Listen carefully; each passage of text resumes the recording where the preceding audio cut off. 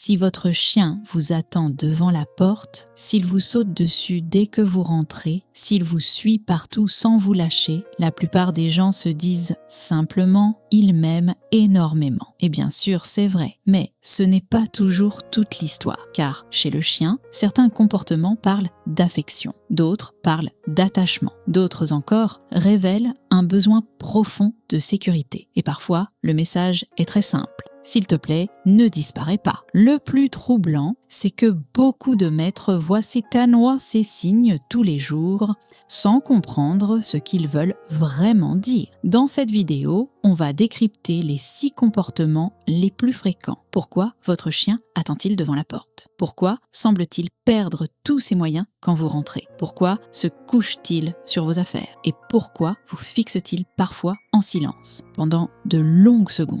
Certains de ces comportements sont moins anodins qu'ils en ont l'air. D'autres sont bien plus chargés en émotions qu'on ne l'imagine. Et à la fin, on verra surtout un point essentiel. Comment faire la différence entre un chien très attaché à vous et un chien qui vit mal la séparation? Les chiens ne parlent pas avec des mots, mais ils communiquent en permanence, avec leur corps, avec leur regard, avec leur façon d'attendre, avec leur manière de vous suivre, avec le besoin qu'ils ont de rester près de votre odeur. Et non, tout cela ne veut pas simplement dire qu'ils sont trop gâtés. Pour un chien, être séparé de sa figure d'attachement peut être vécu comme quelque chose de très fort. Ce n'est pas seulement de l'ennui. Cela peut aussi être une perte de repère, une perte de stabilité, parfois même une forme d'insécurité. Aujourd'hui, nos chiens vivent dans des maisons confortables, mais leur système nerveux, lui, réagit encore à des mécanismes très anciens. Voilà pourquoi certains comportements paraissent banals pour nous, alors qu'ils ont pour eux une vraie portée émotionnelle.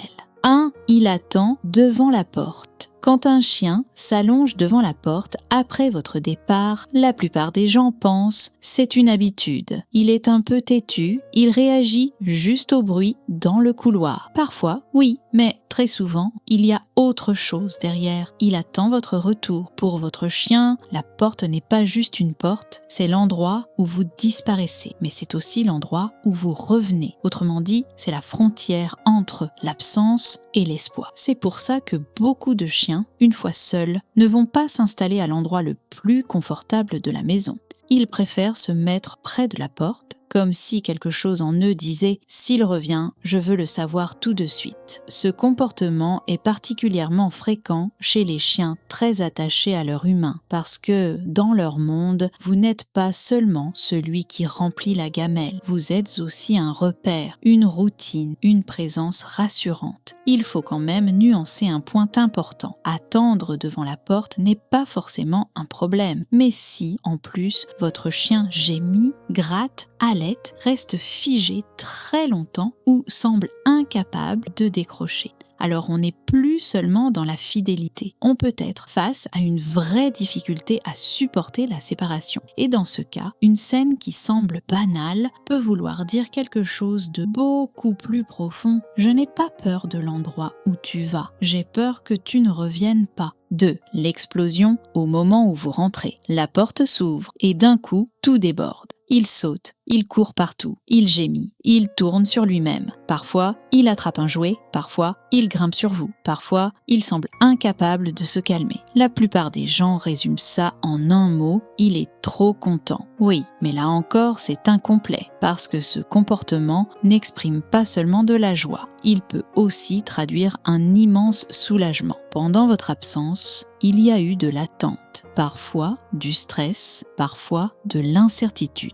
Et tout cela retombe d'un coup au moment où vous réapparaissez. Cette explosion n'est donc pas toujours une simple fête, c'est parfois à la fin d'une tension accumulée. Imaginez un enfant qui perd sa mère de vue quelques secondes dans une foule. Quand il la retrouve, il n'est pas seulement heureux. D'abord, son alarme intérieure s'éteint. Ensuite, l'émotion sort d'un seul coup. Chez certains chiens, c'est très proche de ça. Votre retour envoie alors un message clair à son système nerveux. C'est bon, tout est revenu à la normale, le repère est là. Le point clé, c'est celui-ci. La frontière entre amour intense et stress de séparation peut être très fine. Si votre chien est heureux de vous voir, puis redescend vite en pression, on est plutôt dans un attachement sain. Mais si son corps devient incontrôlable, s'il met longtemps à se calmer, s'il pleure, se cogne, s'agite dans tous les sens ou n'arrive pas à redescendre, alors il n'y a pas que de la joie, il y a aussi tout le poids émotionnel de votre absence. Si vous reconnaissez votre chien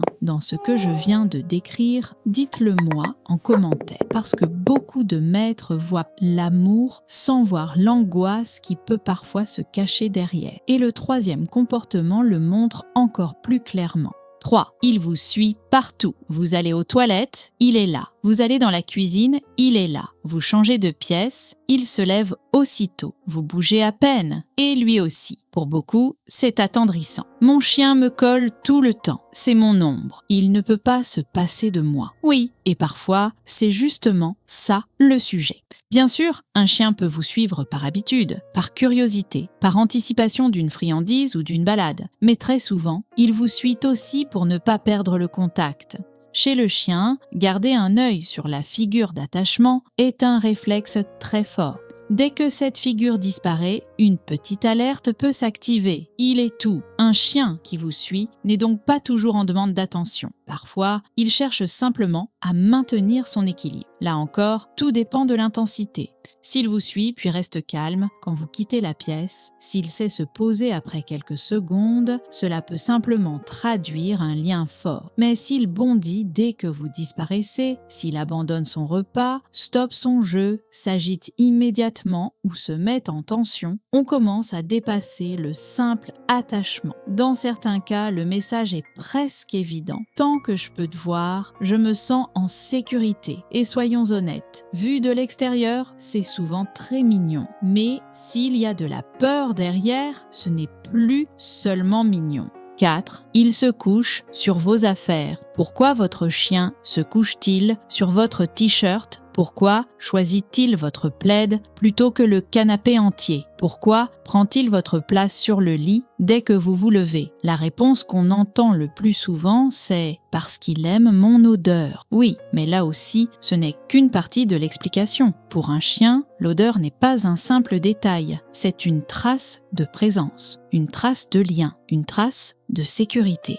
Quand il s'allonge sur vos affaires, il cherche souvent à se rassurer. Même quand vous n'êtes pas là, votre odeur reste ce qu'il y a de plus proche de vous. Alors, il s'en sert pour se stabiliser. Parfois, votre pull n'est donc pas juste un vêtement à ses yeux. C'est une version provisoire de vous. Ce comportement est très touchant. Et oui, il peut être profondément affectif. Mais dans certains cas, il peut aussi révéler un manque. S'il ne recherche vos affaires qu'en votre absence, s'il les rassemble, les transporte, les mâchouille ou ne s'apaise qu'au contact de votre odeur, cela peut vouloir dire qu'il essaie de compenser votre départ. Le message caché peut ressembler à ça. Tu n'es pas là, alors je me raccroche à ce qui reste de toi. Cela peut tout à fait traduire un lien fort. Mais si c'est très marqué, on revient toujours à la même question. Est-ce seulement de l'amour ou est-ce un attachement chargé de peur? Dites-moi en commentaire quel objet à vous votre chien choisit-il le plus souvent. Ce détail,